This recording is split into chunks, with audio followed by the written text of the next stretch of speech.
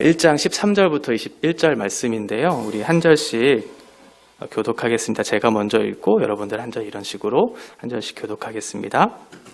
그러므로 너의 마음에 허리를 동이고 근신하여 예수 그리스도께서 나타나실 때 너희에게 가져다 주실 은혜를 온전히 바랄지어다. 너희가 순종하는 자식처럼 전에 알지 못할 때에 따르던 너희 사역을 본받지 말고 오직 너희를 부르신 거룩한 이처럼 너희도 모든 행실에 거룩한 자가 되라. 기록되었을 때 내가 거룩하니 너희도 거룩할지어다 하셨느니라. 외모로 보시지 않고 각 사람의 행위대로 심판하시는 이를 너희가 아버지라 부른즉 너희가 나그네로 있을 때 두려움으로 지내라. 너희가 알거니와 너희 조상이 물려준 헛된 행실에서 대속함을 받은 것은 은이나 금같이 없어질 것으로 된 것이 아니요 오직 흠 없고 점 없는 어린 양 같은 그리스도의 보배로운 피로 된 것이니라. 그는 창세 전부터 미리 알린 바 되신 이 말세에 너희를 위하여 나타내신 바 되었. 같이 읽겠습니다. 너희는 그를 죽은 자 가운데서 살리시고 영광을 주신 하나님을 그리스도로 말미암아 믿는 자니 너희 믿음과 소망이 하나님께 있게 하셨느니라. 아멘. 13절 말씀을 보면 그러므로 라고 이렇게 시작을 해요. 이것은 앞에 있는 그 단락, 거기에 대한 단락을 결론 짓고 이제 어떠한 것들을 또다시 얘기할 것에 대한 그런 접속사를 우리가 얘기하고 있는 것이겠죠? 우리가 지난 시간에 살펴봤던 말씀을 잠깐 좀 상기시키려고 해요. 지금 수신자들은 로마의 그런 통치 아래에 있었던 흩어진 나그네들이었어요. 세상 속에 유혹과 핍박과 시험이 그들을 감싸고 있었고 그들 속에서는 여러 가지 낭망될 만한 그런 요소들이 너무나 많은 그런 상태에 있었던 사람들이죠.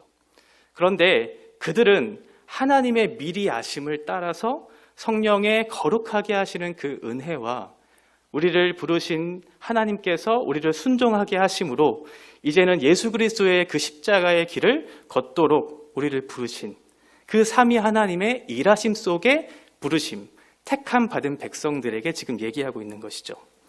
세상이 우리를 둘러싸고 우리에게 시험과 핍박을 그렇게 주어지려고 할 때 세상은 너무 커 보이지만 그 세상보다 더 크신 삼위 하나님께서 우리와 함께 하신다는 그 사실을 깨달은 자들. 그래서 그들은 소속과 신분이 그 방향이 변화된 사람들이에요. 이전에 죄와 사망의 법 아래에 있었던 그 사람들이 이제는 은혜의 법 아래 지배를 받고 하나님의 통치하심을 받고 살아가는 그 사람들.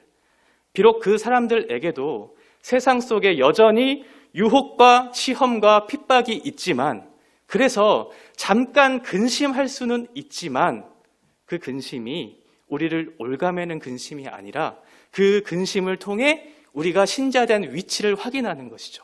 그렇지, 나는 그리스도인이지라고 하는 그런 신자된 위치를 확인하는 것, 그리고 그 모든 연단을 통해 신앙의 성숙과 인격의 성숙을 이루어가는 그런 과정 가운데 부르셨다는, 결국은 하나님의 은혜 아래 택함 받은 사람들이 너희들이다 라고 얘기하고 있어요. 너희를 둘러싸고 있는 세상, 그 세상은 너무나 크지만 삼위 하나님께서 계획하시고 너희를 부르신 하나님은 그보다 더 크다. 그래서 너희가 이렇게 고백할 수 있다. 찬송하리로다 라고 얘기할 수 있다 라고 그렇게 말씀드렸어요. 왜냐하면 썩어지고 더럽혀지고 쇠하지 않는 그 영원한 나라가 나에게 주어졌고 앞으로도 주어질 것이기 때문에 그렇다. 그러므로 이렇게 얘기하는 거예요. 그러므로 너희는 이렇게 살아라 라고 얘기하는 것이죠. 오늘의 핵심 단어는 거룩이에요. 세상으로부터 부르심을 받은 너희들이 이전의 모든 삶의 양식을 버리고 이제는 그 부르심의 확신을 따라서 새로운 삶으로의 삶을 온전히 살아가라. 그것이 어떠한 것이냐면 거룩이다 라고 얘기해주고 있는 것이에요. 너희는 성도로서 거룩한 삶을 살아갈 목표가 있고 성도로서의 책임이 있고 성도로서의 권리가 있는 사람들이다. 그러니 너희는 거룩한 삶을 살아내라 라고 얘기해요. 2장 11절 이후에는 구체적인 성도로서의 윤리적인 지침들이 나와요. 왕으로서, 왕 지도자 또는 종으로서 부부와의 관계 속에서 이런 어떤 아주 구체적인 그런 지침들을 주기 전에 지금 우리에게 말씀하시는 것이 무엇이냐면 너희가 누구이고 너희가 어디에서 왔고 너희는 무엇을 향해 나아가는 것인지를 명확하게 하라라고 하는 거예요. 준비된 마음을 우리에게 살펴라 라고 하는 것이죠. 그러기 위해서 먼저 무엇을 해야 하냐면 마음의 허리를 동이라 라고 13절에서 얘기하고 있어요. 또 하나는 근신하라 라고 얘기하고 있죠. 마음이라고 하는 것은 어떤 우리의 감정 이런 것들도 얘기할 수 있지만 모든 정신적인 작용들을 다 포함하는 개념이에요. 어떤 것이 가치 있고 이것들이 가치 있는 것을 옳게 판단하고 그것들을 따라 결정하고 그것들을 행동하는 모든 양식들, 그런 것들을 마음의 작용이라고 하는 것이죠. 그런데 그 마음의 허리를 동이라고 하는 것은 무슨 의미냐면 너희가 옳고 그른 것에 대한 분명한 판단을 할 수 있다면 그 행동을 옮기기 위해서 필요한 것이 있는데 그것이 무엇이냐면 허리를 동여야 한다라고 얘기하고 있는 것이죠. 허리를 동이라라고 하는 것은 아주 익숙한 단어이죠. 우리가 애굽에서부터 급히 그것들을 탈출했을 때 이스라엘 백성들이 허리를 동이고 급히 먹으면서 그 애굽으로부터의 탈출을 이끌었어요. 이 옷을 이렇게 동이라고 한다는 것은 이제 신속한 어떤 행동을 취하기 위한 그런 준비 단계이잖아요. 그러니까 하나님께서 우리에게 가르쳐 주신 그 말씀에 대한 분명한 깨달음이 있으면 그것에 분명한 판단과 그것에 대한 결정과 행동을 하기에 너무나 적합한 명확한 지식이 내 안에 들어왔다면 그것을 즉각적으로 순종하라라고 하는 것이 허리를 동이라라고 하는 것이에요. 또 하나의 준비된 상태는 근신이에요. 근신. 근신이라고 하는 것은 술 취하지 말라라고 하는 그런 의미예요. 그러니까 정신을 똑바로 차리라라고 하는 거예요. 왜냐하면 너희가 급히 무엇인가를 행동하고 그것을 정신을 똑바로 차려야 하는 이유가 왜 그러냐면 너희가 살아갈 세상은 그렇게 만만한 곳이 아니기 때문에 그렇다라고 하는 거예요. 그들은 성도로서 부르심을 받았지만 그들의 소속, 신분, 모든 방향들이 바뀌어 갔지만 그들이 살아갈 세상은 그리 넉넉하게 우리가 견디고 이길 수 있을 만한 곳이 아니다라는 것을 얘기해 주고 있죠. 그러니 마음의 허리를 동이고 너희는 근신하여 깨어서 명확한 그 올바른 방향을 따라 이 길들을 걸어가라라고 얘기해요. 14절부터 16절까지는 이제 거룩한 삶을 어떻게 살아내야 될지에 대한 분명한 지침들을 얘기해줘요. 14절 보면 너희가 순종하는 자식처럼 전에 알지 못할 때 따르던 너의 사욕을 본받지 말라라고 얘기해요. 그들은 세상으로부터 부르심을 받은 사람들이에요. 그리고 그들은 세상 속으로 나아가 살아가야 할 사람들이에요. 그들의 부르심은 너무나 확실해요. 그 소망이 너무나 확실하기 때문에 그래요. 너희의 소망이 확실하다면 그 부르심을 따라 너희는 살아가야 한다. 이전의 정욕을 따라 살아가지 말고 너희가 분명한 소속과 존재와 방향을 명확히 해가면서 이전의 정욕의 방식을 따르지 말고 이제 새로운 백성된 방식으로서의 삶을 살아내라 라고 얘기하는 것이죠. 너희는 따르지 말라. 이 따르지 말라라고 하는 그 단어에 스케마라고 하는 단어가 같이 들어가 있는데요. 이것은 어떠한 습관을 얘기해요. 그동안 살아왔던 어떤 방식들을 얘기해요. 그러니까 너희가 이전에 행하던 어떤 습관과 같이 이전에 행하던 어떤 방식과 같이 살지 말고 변화된 삶으로 하나님께서 요구하시는 그런 방식대로의 삶을 살아내라라고 지금 얘기하고 있는 것이죠. 왜냐하면 이 사람들은 전에 알지 못하던 어떤 때가 있었기 때문에 그래요. 이 사람들은 이방인이었어요. 하나님을 알지 못하던 분명한 때가 있었어요. 그래서 이전의 삶의 방식은 하나님이 원하시는 그런 삶의 방식으로서의 삶이 아니었어요. 왜냐하면 그들은 알지 못했기 때문에 그래요. 그들에게는 사욕이라고 하는 것은 정욕을 얘기하는데 정욕이 있었어요. 그런 열심이 있었어요. 그런데 이들은 그 열심의 방향이 잘못되었어요. 왜냐하면 무지했기 때문에 그렇죠. 자기가 어떻게 살아가야 될지에 대한 분명한 그런 지식이 없었어요. 내가 어디로 가야 하는지에 대한 분명한 그런 지식이 없었어요. 열심은 있었는데 방향이 잘못됐어요. 확신은 있었는데 방향이 잘못됐어요. 열심이 아예 없는 것도 문제이지만 열심이 있다 한들 그것이 하나님을 향한 열심인지 또는 나를 향한 열심인지에 따라 그것들은 엄청난 차이를 만들게 돼요. 나를 향한 열심으로 계속해서 그 길을 걸어간다면 결국은 하나님이 원하시는 그 방향과 반대되는 길들을 계속해서 가는 것이기 때문에 그래요.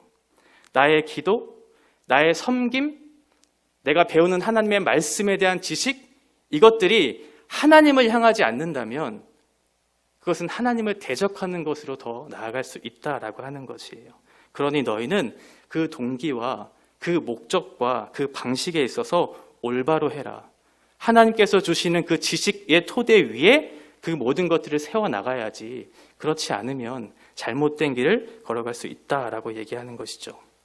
어떻게 하면 그 길들을 걸어갈 수 있을까요? 15절 보시면 오직 너희를 부르신 거룩한 이처럼 너희도 모든 행실에 거룩한 자가 되라 라고 얘기하고 있어요. 너희를 부르신 거룩한 분처럼, 처럼이라고 하는 것은 카타라고 해서 무엇을 따라라고 얘기하고 있어요. 이것은 2절에 얘기하고 있던 성부 하나님의 미리 아심을 따라라고 하는 그 말과 똑같은 말이에요. 우리가 거룩한 분을 따르기 위해서는 거룩한 분이 어떠한 분인지를 알아야 되겠죠. 그분이 누구인지에 대한 정확한 지식이 있어야 돼요. 또 하나는 그분이 기뻐하시는 것이 무엇인지에 대한 정확한 지식이 있어야 돼요. 그래야 그분과 같이 그 길들을 걸어갈 수 있겠죠. 내가 따르고자 하는 그분에 대한 정확한 지식이 없어요. 그분이 누군지 몰라요. 그분이 기뻐하시는 뜻이 무엇인지 모른다면 우리는 올바른 길을 걸어갈 수 없겠죠. 그러니 이전에 행하던 방식대로 살아왔던 그들이 실패했던 것이 무엇이냐면 무지였거든요. 그들은 알지 못하기 때문에 다른 정욕을 따라 살아갔던 것이었어요. 그러니 먼저 해야 할 것은 무엇이냐면 하나님에 대한 바른 지식을 갖고 이 길들을 걸어가야 한다라고 하는 것이에요. 여기 15절에 보면 모든 행실이라고 얘기하고 있는데 행실이라고 하는 이 단어가 신약 성경에 총 다 해서 13번 나오거든요. 그런데 베드로 전후서에서만 8번이나 나와요. 60% 이상이 나오고 있어요. 그러니까 베드로 전후서에서 지금 강조하고 있는 것이 무엇인가요? 이전의 삶의 방식을 버리고 성도된 백성으로서의 삶을 바르게 따라 행하라고 지금 얘기하고 있는 것이잖아요. 바른 지식을 따라 이제는 내가 거룩하니 너희도 거룩하라라고 하는 너희는 거룩한 백성으로서의 부르심에 따라 온전하게 살라라고 지금 사도 베드로가 강조하고 있는 것이에요. 뒤에 보면 거룩한 자가 되라라고 얘기하고 있어요. 되라라고 하는 것은 계속해서 점진적으로 자라가는 것을 얘기해요. 한번 내가 거룩한 어떠한 일을 했다고 해서 내가 거룩한 사람이 되는 것이 아니라 하나님에 대한 분명한 지식에 대한 분명한 그런 알물, 그 깨달음을 계속해서 내가 받아야 하고 그 지식을 따라 살아가는 믿음의 삶들이 계속해서 반복되고 지속적으로 살아갈 때 하나님께서 요구하시는 그런 거룩한 백성으로서의 삶을 살아갈 수 있게 된다라고 얘기하는 것이죠. 성도로서의 삶은 일시적인 삶이 아니에요. 우리의 주어진 개인의 삶마다 그 기간이 다 다르겠지만 그 주어진 인생의 모든 기간 동안의 삶을 다 통틀어서 하나님께서 지속적으로 반복적으로 훈련하는 그 과정 속에서 살아가는 사람이 바로 성도예요. 그것을 거룩한 사람이다라고 얘기하고 있죠. 16절 보면 너희들이 왜 그렇게 살아야 하냐면 16절에 왜냐하면이라고 하는 말이 빠졌는데요. 왜냐하면 내가 거룩하니 너희도 거룩할지어다 하셨기 때문에 그렇다라고 얘기해요. 하나님께서 거룩하시기 때문에 너희도 거룩하라고 얘기하고 있어요. 하나님이 우리에게 요구하시는 것이 무엇일까요? 하나님께서 우리를 왜 자녀 삼아 주셨을까요? 하나님께서 이 땅에 이 세상에 우리를 두신 이유는 무엇이냐면 하나님 백성된 자녀들을 통해서 하나님의 하나님 되심을 나타내기 위함이에요. 우리를 통해서 하나님의 그런 존재와 그 성품이 어떠한 것인지 이 세상 가운데 나타내는 존재로서 우리를 부르셨기 때문에 내가 거룩하니 너희도 거룩하라고 말씀하고 있는 것이죠. 우리가 잘못된 삶을 살면 어떻게 될까요? 내가 욕먹는 것은 너무나 당연한 것이죠. 그런데 내가 신자로서, 내가 교회를 다닌다는 예수 그리스도를 믿는 사람으로서의 그런 고백을 통해 이 땅에 살아가면서 잘못된 행실에 따라 살아간다면 이 땅에 있는 사람들이 우리를 욕하는 것뿐만 아니라 누구를 욕하게 될까요? 우리가 믿는 하나님에 대한 이름을 더럽게 얘기하겠죠. 십계명의 세 번째 계명을 우리가 스스로 직접적으로 어기는 것은 아니지만 우리의 행실을 통해 그들의 입술이 하나님의 이름을 망령되이 일컫는 그런 죄를, 그런 동기를 우리를 통해 그렇게 주어진다라고 하는 것이에요. 우리가 거룩한 삶을 살아야 하는 이유가 무엇인가? 거룩한 삶을 살라고 지금 16절까지 얘기하고 있는데 왜 너희는 거룩한 삶을 살아야 하는가? 라고 하는 것에 대한 이유를 17절부터 얘기하고 있어요. 외모로 보시지 않고 각 사람의 행위대로 심판하시는 이를 너희가 아버지라 부른즉 너희가 나그네로 있을 때에 두려움으로 지내라. 왜 우리가 거룩한 삶을 살아야 하냐면 우리는 사람 앞에서가 아니라 하나님 앞에서 살아가는 사람들이기 때문에 그래요. 각자의 행위를 따라라고 얘기하는 것은 우리의 모든 삶 전체를 얘기하고 있는 거예요. 우리의 한 사람의 인생이 하나님과 또 세상과 또 이웃과 나와의 관계 속에서 내가 판단하고 믿고 따르는 모든 행동의 모든 결과들을 지금 이 행위라고 하는 이 단어 속에 다 포함하고 있는 것이에요. 그러니 행위를 따라 하나님께서 심판하신다는 것은 어떠한 의미냐면 나의 모든 존재, 나의 모든 행위, 그러니 모든 삶 전체를 얘기하는 것이겠죠. 어떤 한 순간만을 가지고 이 사람을 판단하고 이 사람의 어떠한 잘함을 얘기하는 것이 아니라 우리의 전 존재를 통해서 하나님께서 판단하시겠다 말씀하고 있는 것이죠. 하나님은 속지 않으시죠. 사람은 속고 속일 수 있는 관계지만 하나님 앞에 어떠한 사람이 진실함과 거룩함을 따라 그 아름다운 열매를 맺기 위해 끝까지 몸부림치며 따라 살아가는 그 성도의 애통함, 가슴을 치며 회개하는 기도, 말씀을 따라 살아내고자 하는 간절한 몸부림, 그 모든 것들을 하나님께서 귀하게 보실 거예요. 사람으로서는 알 수 없고 사람 앞에 나타날 수 없는 그 모든 것들을 하나님께서는 아시고 그 마음의 애통함을 가지고 나와 같은 죄인을 부르신 하나님 앞에서의 구원의 감격과 그 기쁨과 그것들을 소유함으로 말미암아 내가 살아가는 이유와 목적과 동기가 그리스도 안에 있다는 사실을 분명하게 하고 이 길들을 걸어가는 사람들에게는 하나님께서 그 영혼 한 영혼을 분명하게 귀하게 여기실 거다라고 하는 것이에요. 기도 안 하고 살 수 있다. 하나님 말씀대로 몸부림치며 살려고 하지 않아도 인생에 어떠한 문제가 있는 것 같지 않아서 이 땅에 있는 모든 육체의 정욕과 안목의 정욕과 이생의 자랑을 쫓아 허무한 것에 종로를 타고 있으면서도 아무런 문제의식을 느끼지 못하는 그 사람들은 이 하나님과의 친밀한 교제가 어떠한 것인지 결코 알 수 없어요. 왜냐하면 그 사람들은 하나님을 두려워하지 않기 때문에 그렇죠. 하나님을 경외하는 마음이 없기 때문에 기도 안 해도 말씀대로 살아내려고 몸부림치지 않아도 이 땅에 있는 것에 종로를 타며 살아가려고 해도 아무런 문제가 없는 것처럼 여겨지기 때문에 하나님 없이 그렇게 용감하게 살아가는 것이죠.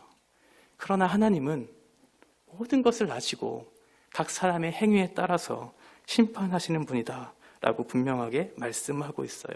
우리가 거룩하게 살아가야 하는 이유는 하나님 앞에서 살아가는 사람이기 때문에 그래요.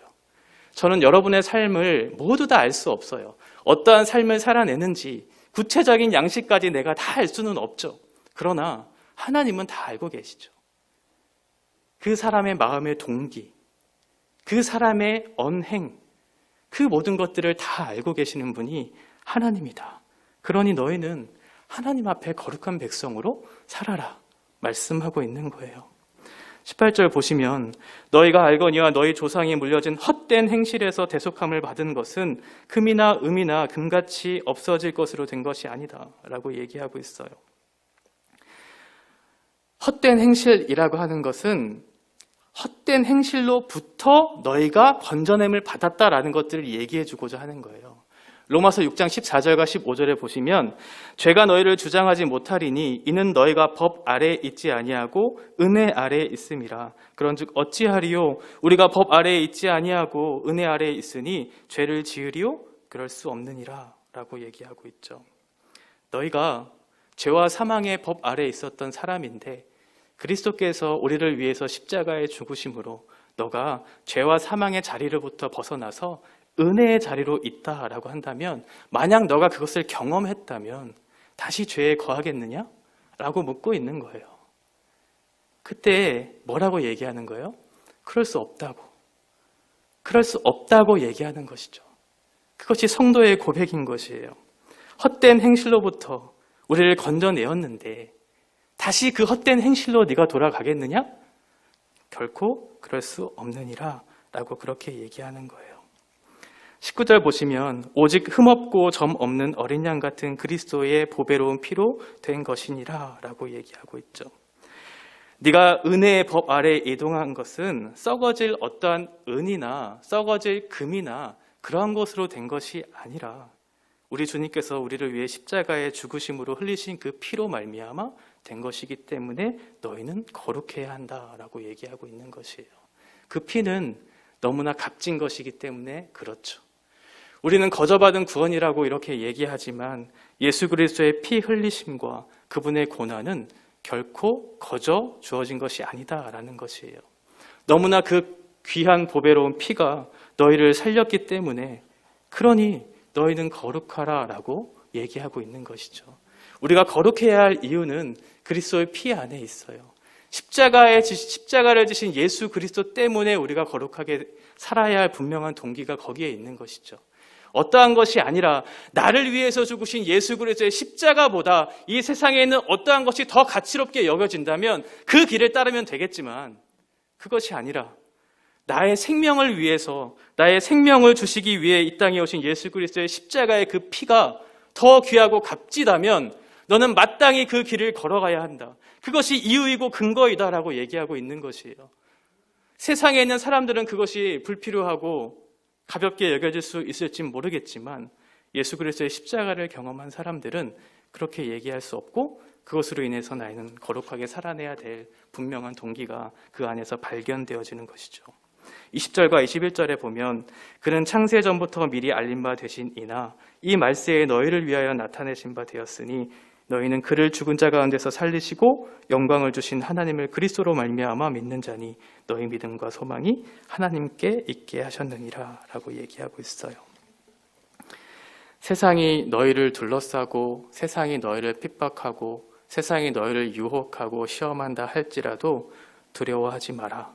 왜냐하면 우리를 구원하신 예수 그리스도는 세상이 창조되기 이전에 그 창조하신 하나님으로서 이 땅에 오신 분이고, 세상보다 더 크신 하나님께서 우리를 위하신다면, 너희를 위하신다면 너희는 그곳 가운데 안전하고 하나님으로 인해서 두려워하지 않을 수 있다라고 얘기해요. 그러한 하나님께서 너희를 위한다라고 얘기해요. 그리고 그 하나님께서 믿음의 대상이 되어준다라고 얘기하고 있어요. 어떠한 자격이나 조건이나 공로로서 우리가 믿음을 취하고 그것이 우리의 구원의 조건이 된다면 우리의 구원은 흔들릴 것이고 우리의 구원은 확실하지 않을 것이지만, 예수 그리스도께서 믿을 만한 분이시기 때문에, 예수 그리스도께서 피스토스 되시는 분이시기 때문에, 그분이 신뢰할 만한 분이시기 때문에, 그래서 내가 그분을 신뢰할 수 있고 그 예수 그리스도께서 이루신 그 구원을 포기하지 않으시고 끝까지 그것을 이루실 것에 대한 분명한 확신이 있기 때문에 나는 그것들을 따라 소망하며 이 거룩한 길들을 걸어가게 된다라고 하는 것이죠. 여러분들이 이러한 소망이 있으신가요? 너희의 부르심의 확신을 따라서 이제는 새로운 어떤 삶으로서의 전환이 우리에게 주어졌다면, 그것이 너무나 확실하다면 너희가 부르심을 따라 순종하며 이 길들을 걸어갈 준비가 되었는가? 그런 각오가 되었는가? 세상은 만만한 곳이 아닌데 너희는 그렇게 살 각오가 되었는가? 이렇게 얘기하고 있는 것이에요. 이것이 성도의 삶이에요. 하나님께서 우리에게 요구하시는 것은 거룩하라라고 얘기하고 있죠. 거룩하라라고 하는 이 요구는 아무에게나 주어지는 그런 요구가 아니죠. 아무나 받을 수 있는 그런 요구가 아니에요. 저와 여러분들과 같은 성도들, 거룩한 사람들에게 하나님께서 말씀하시는 것이에요. 거룩하라, 거룩한 삶을 살아내라, 그 삶을 끝까지 이겨내며 살아내라 라고 우리에게 말씀하고 있는 것입니다.